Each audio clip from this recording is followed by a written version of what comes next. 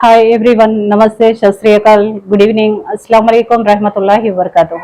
मैं Masrat Fatima international human rights commission और फातिमा महिला मंडल प्रेसिडेंट भी हूँ मैं जी। आज मैं खास खवातीन और मर्द हजरात के लिए कुछ बोलना चाह रही मैं।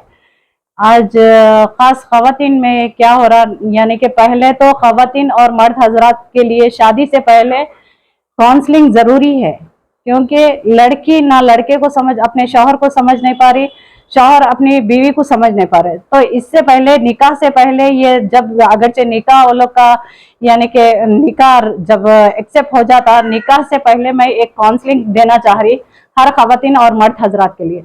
और खासकर आजकल अवाम में ये हो रहा है कि फर्स्ट डिलीवरी माँ बाप कराना, बल्कि बच्ची जैसा प्रेगनेंसी कंफर्म होते ही मायके आ जा रहे बच्चियां, 3rd मंथ या 4th मंथ 5th मंथ जो भी है, बहरहाल यानी कि ट्रीटमेंट होते ही बच्चियां क्या है, प्रेगनेंसी कंफर्म होते ही अपने मायके आ जा रहे हैं। मायके आने के बाद डिलीवरी हो जा रही, डिलीवरी होने के बाद भी वो अपने ससुराल नहीं जा पा रहे।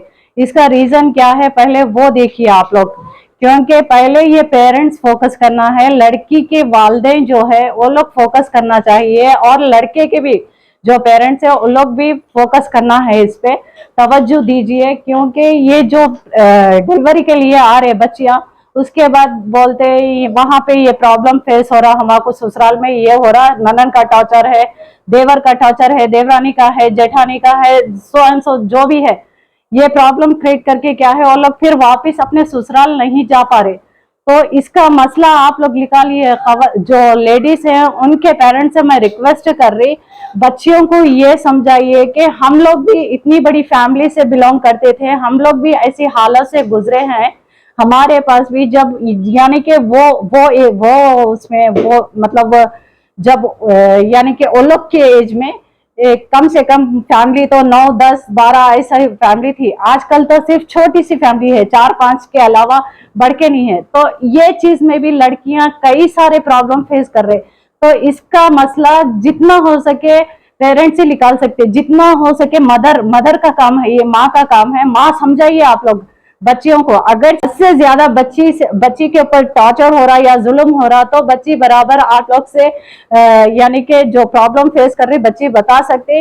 अगर जो छोटे मोटे कुछ ऐसे प्रॉब्लम्स है तो आप लोग बच्ची को समझाइए। हम लोग भी ये वक्त से गुजरे हैं, हमारे पास तो इतनी बड़ी फैमिली रहती थी, अब तो 4 5 फैमिली में ही ऐसा हो जा रहा, 4 5 लोगों में ही ये प्रॉब्लम हो रहा।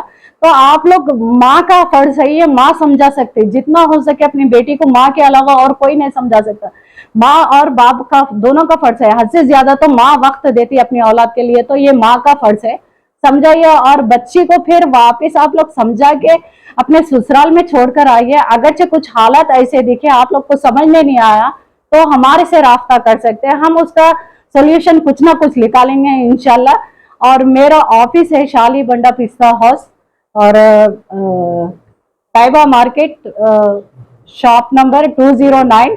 और मेरा मोबाइल नंबर मेंशन करती मैं 9700523617, 9700523617।